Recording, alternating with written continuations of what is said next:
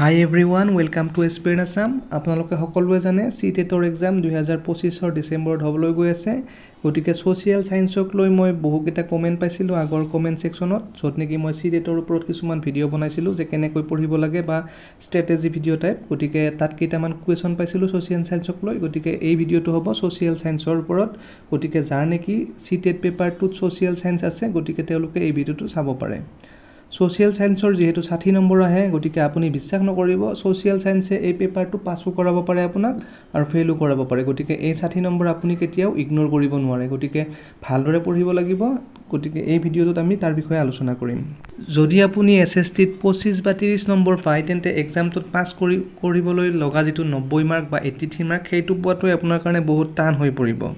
যেনেকৈ নহওক আপুনি 40+ আনিবই লাগিব, কাৰণ এই 40+ নানিলে আপোনাৰ বাকিকেইটাতো ইমান আহিব বুলি আশা কৰিব নোৱাৰি, কাৰণ সবতে 30ৰ ভিতৰত আপুনি 25ৰ তলতেই পাব, কাৰণ 25ৰ ওপৰত পোৱাটো এটা বহুত জটিল প্ৰক্ৰিয়া হৈ যায়।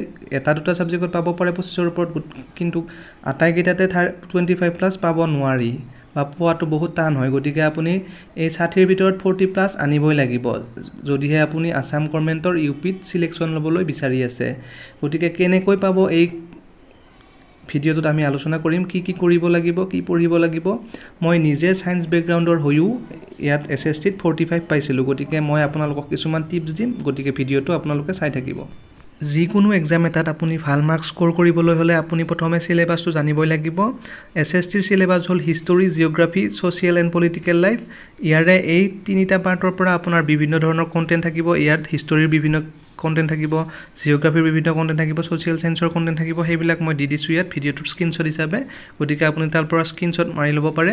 আৰু ইয়াৰে যি 60 নম্বৰ আহিব, তাৰে 40 মাৰ্ক এই তিনিটা পাৰ্টৰ পৰা আহিব, হিষ্টৰী, জিঅ'গ্ৰাফী আৰু ছ'চিয়েল এণ্ড পলিটিকেল লাইফ। এই 40 মাৰ্কছৰ পৰাই কণ্টেণ্টখিনিৰ পৰাই আপোনালোকে পাব 60 মাৰ্কৰ ভিতৰত, আৰু বাকী 20 মাৰ্ক যি আছে সেইটো হ'ব পেডাগজিকেল ইছ্যুৰ পৰা আহিব। এতিয়া আপুনি কণ্টেণ্ট পাৰ্টটো ভালকৈ পঢ়িবই লাগিব। এইখিনি আপুনি ক্লাছ 6ৰ পৰা 8ৰ যিখিনি NCERTৰ ছ'চিয়েল সায়েন্স আছে তাত পাব, আৰু তাৰ পৰাই ডাইৰেক্ট কুৱেশ্যন আহে।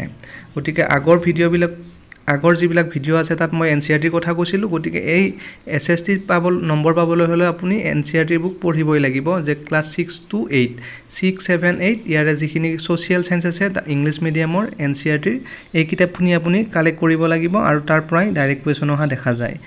আপুনি যদি কিতাপ নিকিনে তেন্তে PDFও ডাউনলোড কৰি ল'ব পাৰে, আৰু এই PDFবোৰ মোবাইল বা লেপটপত পঢ়িব পাৰিব। লেপটপত পঢ়িলে আপোনাৰ অলপ সুবিধা হ'ব, কাৰণ লেপটপত PDFখিনি পঢ়ি আপুনি মোবাইলত বিভিন্ন ধৰণৰ বস্তু চাব পাৰিব, যে ইউটিউবৰ লগত লিংক কৰি কিনে দুইটা বস্তু একেলগে পঢ়িলে আপোনাৰ সুবিধা হ'ব। আৰু লেপটপ নাথাকিলেও প্ৰব্লেম নাই, আপুনি মোবাইলতে পঢ়িব পাৰিব। আৰু কিতাপখিনি কিনি ল'লেতো ডাইৰেক্ট আপোনাৰ আৰু বেছি সুবিধা হ'ব, যে কিতাপৰ পৰা পঢ়াটো বেছি সুবিধা হয়। এতিয়া প্ৰথমতে আপুনি ক্লাছ 6ৰ চাব পাৰে, যে ক্লাছ 6ৰ যি SSTৰ বুকখন ইংলিছ মিডিয়ামৰ NCERTৰ, সেইখন আপুনি প্ৰথমে ৰিডিং কৰিব লাগিব। একেবাৰে সহজ হয়, আৰু ইয়াত যি ইংলিছ আছে সেইখিনি ইমান টান ইংলিছ নহয়, আপুনি পঢ়িলে বুজি পাব যদি আপুনি অসমীয়া মিডিয়ামৰ হয়। আৰু আপুনি যদি ইংলিছ মিডিয়ামৰ হয় তেনেহ'লেতো কথাই নাই, আপুনি সেইবিলাক আগতেই পঢ়ি আহিছে। গতিকে এতিয়া এবাৰ পঢ়িলে আপোনাৰ আকৌ মনত পৰিব। গতিকে এবাৰ নিজে ৰিডিং কৰাৰ পিছত যেতিয়া শেষ হ'ব, আপুনি ইউটিউবত SST by Sunny Sir NCERT filter series চাব পাৰে। ইয়াত SST by Sunny Sir অৰ্থাৎ Sunny Sirয়ে যিখিনি পঢ়াব NCERT বুকৰ লৈ বিভিন্ন ধৰণৰ কুৱেশ্যন তেখেতে নিজে বনায়, আৰু তাৰ বিভিন্ন ধৰণৰ এক্সপ্লেনেশ্যন কৰি কিনে আপোনাক বুজাই দিব। আৰু তাৰ পাৰ্ট 1ৰ পৰা পাৰ্ট 60 লৈ 60টা ভিডিঅ' আছে, আৰু সেই 60টা ভিডিঅ' আপুনি কিতাপ পঢ়ি প্লাছ সেই 60টা ভিডিঅ' একেলগে চাই যাব লাগিব, যে তেখেতে নিজে ক'ব যে আপুনি এই 4টা লেচন পঢ়ি আহিব, তাৰপিছত কালি মই নেক্সট ভিডিঅ'টোত এইখিনি পঢ়াম। গতিকে সেই চিষ্টেমত যদি আপুনি পঢ়ে, তেখেতে কোৱা কথাখিনি আৰু আপুনি নিজে পঢ়ি বুকৰ পৰা পঢ়িব, লগতে ভিডিঅ' চাব, তেন্তে আপুনি নিশ্চয় 50+ স্ক'ৰ কৰিব পাৰিব, যদি আপুনি গোটেইখিনি মনত ৰাখিব পাৰে।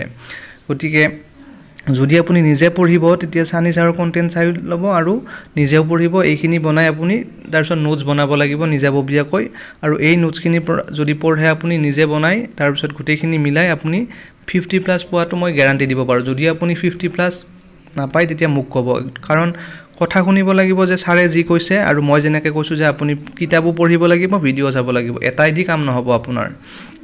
গতিকে এই 60টা ভিডিঅ' চাওঁতে লগত নোট বনাই ল'ব লাগিব আৰু যথেষ্ট সময় লাগিব এই 60টা ভিডিঅ' চাওঁতে, কাৰণ এইবিলাক ভিডিঅ' 1 ঘণ্টাৰ হয়, বহুত দীঘল ভিডিঅ'। গতিকে যদি আপুনি এতিয়ালৈকে পঢ়া নাই, আজিয়ে ষ্টাৰ্ট কৰক আপোনাৰ পঢ়া।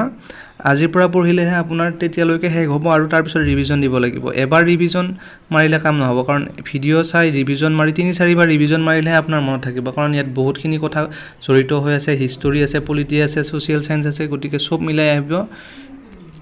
তাৰপিছত আহিল নেক্সট 20, যিটো নেকি পেডাগজিকেল ইছ্যু, আৰু সেই পেডাগজিকেল ইছ্যুটো ছানী ছাৰ যিজনৰ নাম ক'লোঁ মই, তেখেতে পঢ়াই ইউটিউবত, আৰু যি পেডাগজিকেল ইছ্যুৰ কেইটামান ভিডিঅ' আছে 4-5টামান, সেইকেইটা চালে আপোনাৰ যথেষ্ট। সেইখিনি যদি আপুনি ভালদৰে বুজি পায়, এক্সামত যায় একেবাৰে সহজতে কৰিব পাৰিব পেডাগজিকেল ইছ্যুটো, আৰু ইমান টান নাহে। যোৱাবাৰ মই দিওঁতে নিজে পাইছিলোঁ যে ছ'চিয়েল চায়েন্সৰ পেডাগজিকেল ইছ্যুটো একেবাৰে সহজ আহিছে। তাৰপিছত কণ্টেণ্টখিনিও যদি আপুনি পঢ়ি যায় ভিডিঅ'ৰ পৰা, নিশ্চয় নিজে গম পাব যে মই পঢ়িছিলোঁ, ঠিক সেইমতে আহিছে। গতিকে মনত ৰাখিব লাগিব, মেইন কথা হ'ল মনত ৰখা। এতিয়া মই তেখেতক ফ'ল' কৰিয়ে ছানী ছাৰ বোলা যিজনৰ ক'লোঁ মই, NCERT ফিল্টাৰ চিৰিজ চাইছিলোঁ, প্লাছ মই লেপটপত গোটেইখিনি ডাউনলোড কৰিছিলোঁ PDF ক্লাছ 6, 7, 8, সেইখিনি চাই মই 45 পাইছিলোঁ 60ৰ ভিতৰত আউট অফ 60। গতিকে আপুনি যদি আৰ্টছৰ হয় বা ছায়েন্সৰ হ'লেও আপুনি দিব পাৰিব। গতিকে আপুনি ভালদৰে পঢ়ক এতিয়াৰ পৰাই, আজিৰ পৰাই ষ্টাৰ্ট কৰক। ধন্যবাদ, বেষ্ট অফ লাক।